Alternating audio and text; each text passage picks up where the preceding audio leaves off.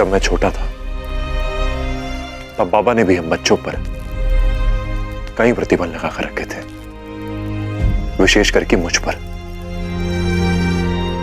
वो मेरी सुरक्षा को लेकर हमेशा चिंता में रहते थे। मैं आज तक समझ ही नहीं पाया कि जो कार्य करने में मैं सक्षम था, भला वो मुझे वही कार्य करने से रोकते क्यों थे। परंतु आज मैं समझ गया हूं पिताश्री, क्योंकि आज आपकी आंखों में वही चिंता की रेखाएं देखी जो अपने बाबा की आंखों में देखी थी।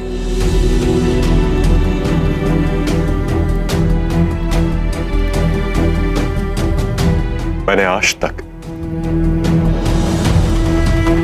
केवल आपको एक राजा के रूप में देखा था, परंतु आज पहली बार मैंने आपको एक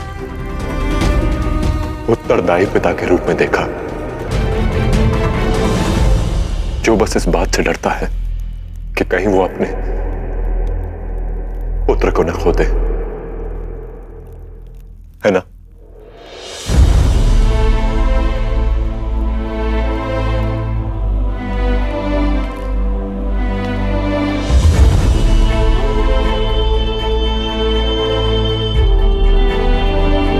हाँ, यही है हमारी चिंता का मुख्य कारण। हमने जीवन में बहुत भूल की है गुरु, जिसके कारण बहुत कुछ खोया।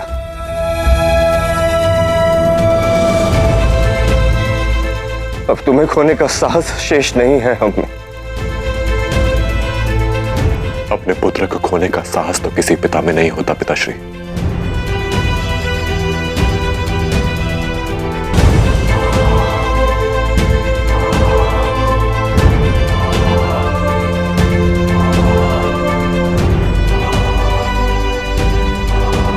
पर शत्रु यदि हमारे द्वार पर खड़ा हो जाए,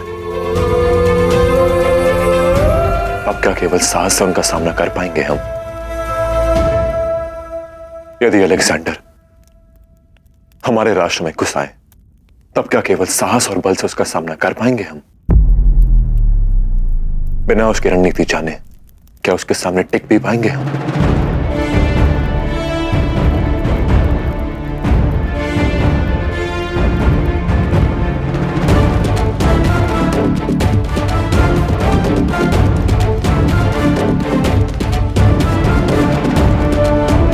कहिए महाराज, तब एक राजा और एक युवराज अपनी प्रजा का सामना कैसे करेंगे? क्या कहेंगे हम उनसे कि हमारे पास अवसर तो था, परंतु फिर भी हमने कोई कदम नहीं उठाया क्योंकि हम परिवार के मोह में पड़े थे।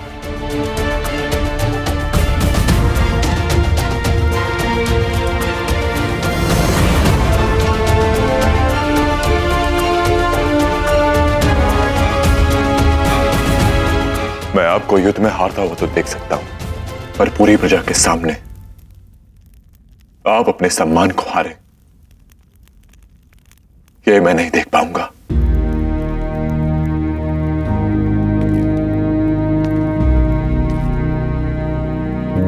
ये मुकुट केवल आपको मेरा ही नहीं, पूरे राष्ट्र का पिता बनाता है महाराज। और कल को संसार ये कहे कि मेरे पिता ने एक पिता होने का उत्तरदायित्व नहीं निभाया, ये मैं सुन नहीं पाऊंगा।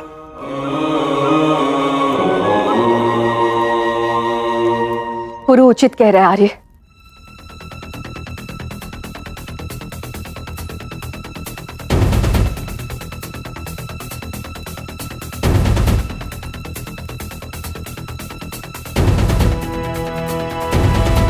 आर्य, हमारे भविष्य को बचाने के लिए आज हमें कठोर निर्णय लेना ही होगा।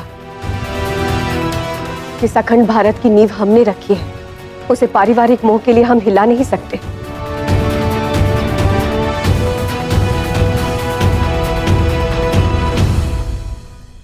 यथा राजा तथा प्रजा। यदि पुत्र प्रेम एक राजा को अपना कर्तव्य निभाने से रोकता है, तब कल को प्रजा का कोई भी पिता अपने पुत्र को युद्ध में नहीं भेजेगा। और आपके पुत्र का जन्म केवल भारत का रक्षक बनने के लिए हुआ है, और यही मेरी नियति है पिताश्री। क्या आप मुझे मेरी नियति से अलग करना चाहते हैं?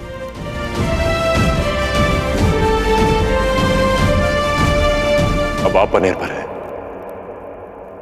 कि आप मुझे आशीर्वाद देकर फारस के लिए विदा करते हैं या मेरे बढ़ते कदमों को रोकते हैं।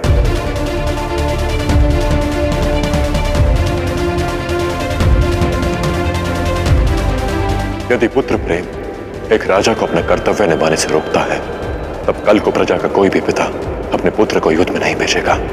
जिस अखंड भारत की नींव हमने रखी है, उसे पारिवारिक मोह के लिए हम हिला नहीं सकते।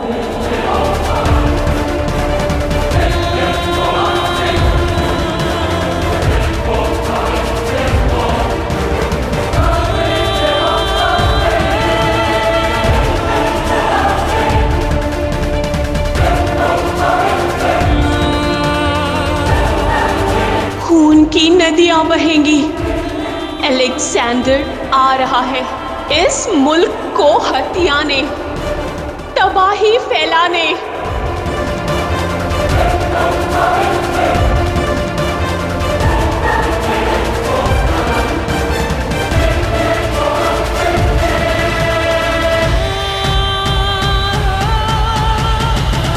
मैं आपके उत्तर की प्रतीक्षा कर रहा हूं पिताश्री।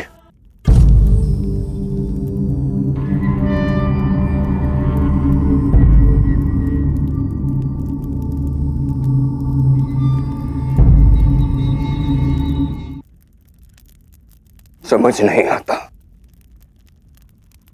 कि धन्यवाद किसका करें। उस युवराज का जिसने राजा को उसका कर्तव्य याद दिलाया, या उस पुत्र का जिसने अपने पिता की आंखों पर बंदी मोह की पट्टी खोल दी।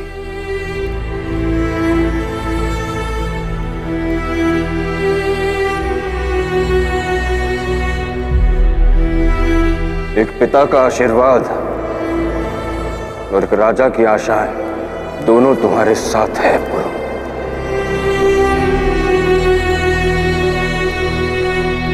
और हमें विश्वास है कि तुम हमें अवसर दोगे कि हम इस निर्णय पर गर्व कर सके।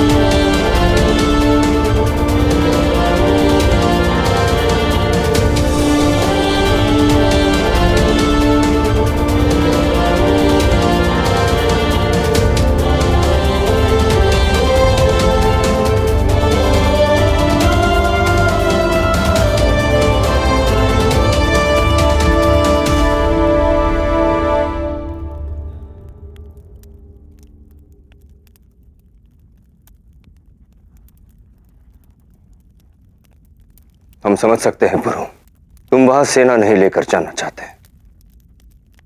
राजा अपने युवराज से सहमत है, परंतु एक पुत्र को भी अपने पिता की चिंता का निदान करना होगा। कोई बीच का मार्ग ढूंढना होगा।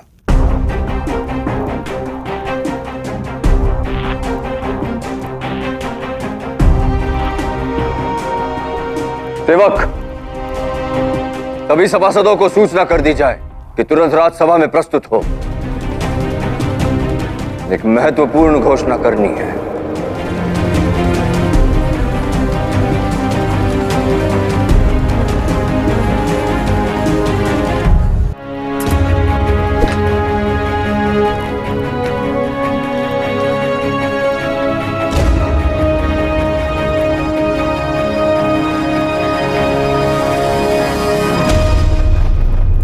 हमने निर्णय लिया है कि युवराज पुरुषोत्तम अलेक्जेंडर की रणनीति जानने के लिए फारस प्रस्थान करेंगे।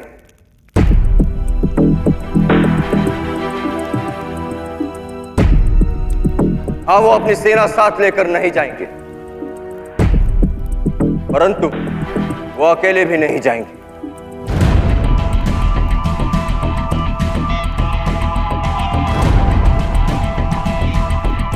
समय की मांग है कि आने वाली पीढ़ी अपने कर्तव्यों को समझे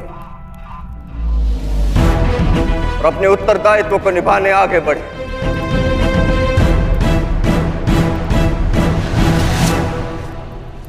हमारी इच्छा है कि यहां उपस्थित सभी राज्यों के उत्तराधिकारी गुरु के साथ फारस जाएं, क्योंकि भविष्य में उन्हें ही भारत को आने वाले संकटों से बचाना है। युवराज पुरुषोत्तम, आ गया।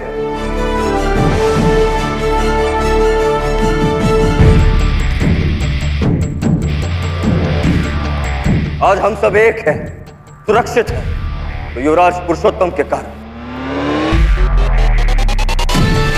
हम सब ने फारस के डराइस को खदेड़ा युवराज पुरुषोत्तम के कारण।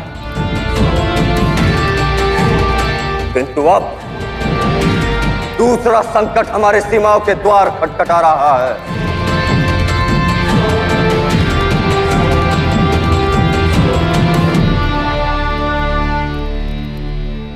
अलेक्जेंडर है उस संकट का नाम, जिसका तोड़ जानने के लिए युवराज पुरुषोत्तम फारस जाना चाहते हैं। ये हमारा आदेश नहीं, बल्कि अनुरोध है कि इस समय आप युवराज पुरुषोत्तम का साथ दें। मुझे पुरु के साथ जाने में प्रसन्नता होगी महाराज।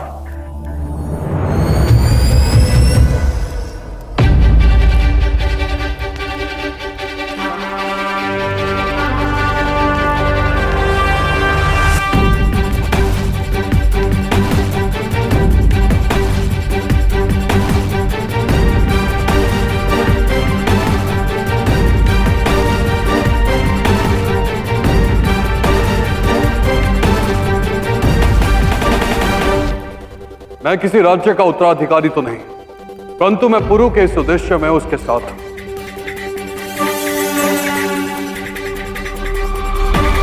मैंने पुरु को वचन दिया था, जहां जहां पुरु रहेगा वहां वहां मेरी तलवार उसके साथ उसकी सेवा में उपस्थित रहेगी।